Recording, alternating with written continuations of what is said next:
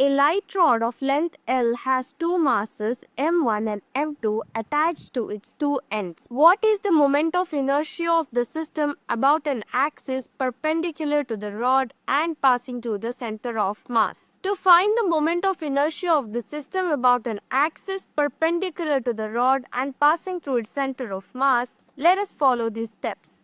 The position of the center of mass XCOM from mass m1 is given by x center of mass is equal to m1 into 0 plus m2 into L by m1 plus m2, which is equal to m2L by m1 plus m2. Thus, the distance of m1 from the center of mass is m2L by m1 plus m2, and the distance of m2 from the center of mass is m1L by m1 plus m2. The moment of inertia about the center of mass is given by I equals m1 into m2L by m1 plus m2 the whole square plus m2 into m1L by m1 plus m2 the whole square. Let us simplify this expression. We get I equals m1 into m2 square L square by m1 plus m2 the whole square plus m2 into m1 square L square by m1 plus m2 the whole square, which is equal to m1 m2 L square into m1 plus m2 divided by m1 plus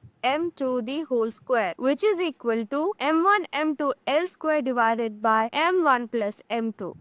The moment of inertia of the system about the center of mass is given by I equals m1 m2 by m1 plus m2 into L square. So the correct answer is option C.